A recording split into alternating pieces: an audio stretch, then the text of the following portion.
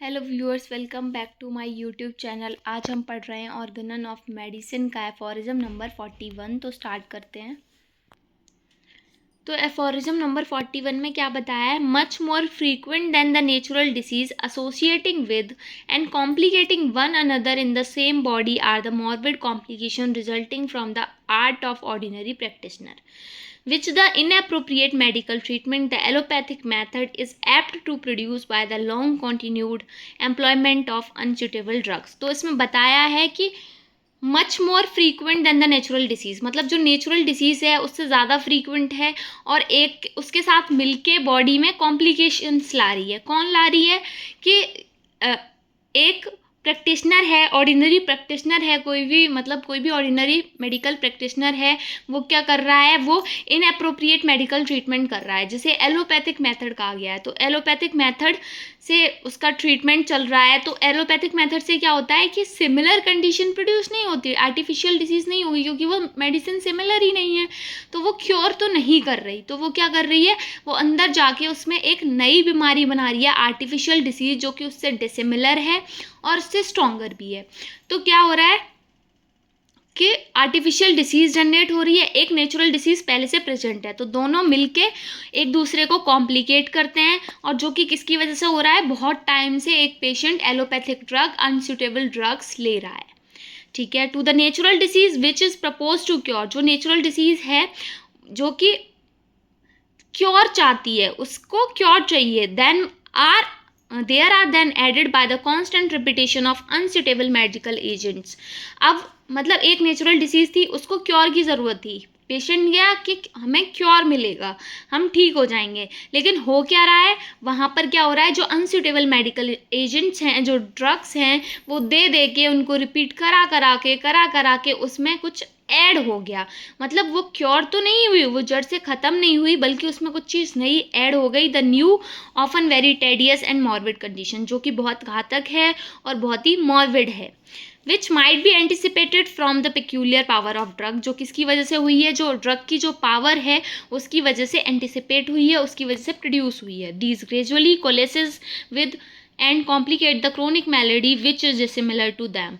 और ये क्या कर रही है? जो आर्टिफिशियल डिसीज़ है वो क्या कर रही है? जो क्रोनिक मैलेडी, जो नेचुरल डिसीज़ पहले से प्रेजेंट थी, उससे डिसिमिलर है, which they were unable to cure by similarity of action, that is homoeopathically.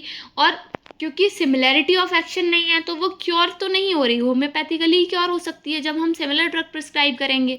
तो ड्रग जब डिसिमिलर ड्रग है, अनसूटेबल ड्रग है, तो वो क्या कर रही है? Adding to the old disease a new, जो पुरानी बीमारी है उसमें एक नई बीमारी को जोड़ दे रहे हैं। Dissimilar artificial malady of chronic nature, जो कि डिसिमिलर है और आर्टिफिशियल है, और ये भी क्या है? क्रोनिक नेचर की है। मतलब एक नेचुरल क्रोनिक डिसीज़ प्रेजेंट थी, फिर हमने उसे एलोपैथिक मेडिसिन दी रिपीट कराई, तो धीरे धीरे उसके अंदर एक आर्टिफिशियल क्रोनिक डिसीज़ बन गई। अब एक पेशेंट की बॉडी में दो डिसीज़ हैं, एक नेचुरल क्रोनिक डिसीज़ और दूसरी आर्टिफिशियल क्रोनिक डिसीज़। आगे क्या बताया है? एंड दस give the patient a double in place of single disease. मतलब अब वो पेशेंट तो आया था कि जो ओल्ड डिसीज़ है उसे क्योर कराने, पर हमने उसको एक के बदले अब दो बीमारियां दे दी। That is to say render him much worse and more difficult to cure. तो कह सकते हैं हम कि हमने उसे और बुरा कर दिया, उसकी जो हालत थी उसे और बदतर कर दिया, और उसे डिफ़िकल्ट कर दिया कि अब वो क्योर नहीं हो सकता। मतलब उसे उसका जो क्योर है, उसकी जो बीमारी का जो इलाज है, वो और मुश्किल बना दिया। ऑफन क्वाइट इनक्योरेबल, और हो भी सकता है कि इनक्योरेबल भी हो जाए, लाइलाज ही हो जाए उसकी बीमारी, इतना ज़्यादा हमने उसे मेडिसिन प्रिस्क्राइब कर दी। Many of the cases for which advice is asked in medical journals as also the records of other cases in medical writings attest the truth of this. बहुत सारे ऐसे केसेस हैं जो मेडिकल जर्नल्स में हमें देखने को मिलते हैं, या फिर बहुत सारे लोगों ने केस राइटिंग की है, उनके रिकॉर्ड्स रखे हैं, उनमें हमें ये सब देखने को मिलता है। Of a similar character are the frequent cases in which the venereal Sankara's disease, complicated especially with SORA or with the dyscrasia of condylomatous gonorrhea। मतलब ये कह रहा है कि जो विनरल सैंक्रस डिसीज़ है, यानी कि जो सिफिलिटिक डिसीज़ है, वो क्या कर रही है? वो सोरा के साथ जाके मिल जा रही है, या फिर हो सकता है वो कॉन्डाइलोमेटस गोनोरिया, यानी कि साइकोटिक जो डिसीज़ है उसके साथ मिल रही है, is not cured by long continued and frequently repeated treatment with large doses of unsuitable mercurial preparations. अब क्या है, अब हम उसे क्योर करने की कोशिश कर रहे हैं पर वो क्योर नहीं होगी, चाहे हम कितना ही लंबा ट्रीटमेंट चलाएं, चाहे हम कितनी फ्रीक्वेंटली रिपीट कराएं ट्रीटमेंट, क्योंकि हम उसे बड़ी बड़ी डोजेस दे रहे हैं, वो भी किसकी, अनसूटेबल ड्रग्स की, जिनको मर्क्यूरियल प्रिपरेशन से प्रिपेयर किया गया है। But assume its place in the organism beside the chronic mercurial affection. पर हम क्या कर रहे हैं, पर हम उसके अंदर उसका जो हम मर्क्यूरियल प्रिपरेशंस दे रहे हैं उससे क्या करना है, एक अलग जगह बना रहे हैं उस पेशेंट की बॉडी में, तो हम उसे ठीक नहीं कर रहे हैं। आगे देखते हैं। That has been in the mean time gradually develop, जो कि धीरे धीरे करके डेवलप हो रहा है, एंड दस along with it often form a hideous monster of the complicated disease.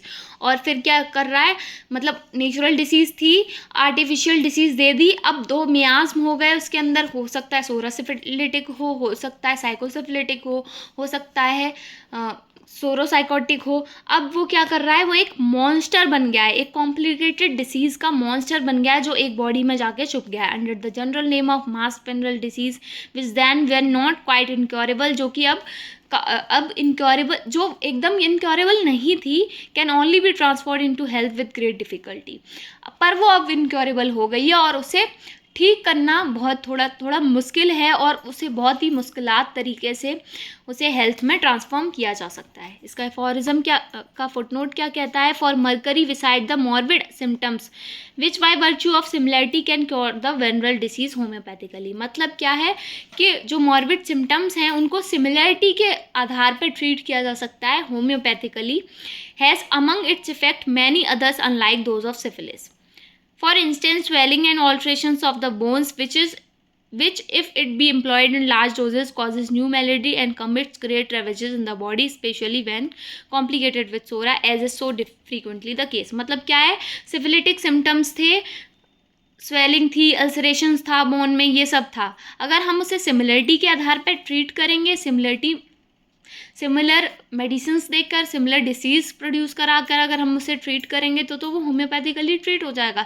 लेकिन अगर हमने लार्ज डोजेज में उसे अनसूटेबल मेडिसिन्स दे दी तो वो नई मेलेडीज़ को जन्म देगा और एक बहुत भारी मात्रा में बॉडी को नुकसान पहुंचाएगा, जो कि कॉम्प्लिकेट हो जाएगा सोरा के साथ मिलके और एक नए केस को जन्म देगा। तो ये था एफोरिज्म नंबर 41। अगर आपको वीडियो पसंद आया तो लाइक करें, चैनल को सब्सक्राइब करें, और कोई भी क्वेरी है तो कमेंट सेक्शन में पूछ सकते हैं। Thank you for watching.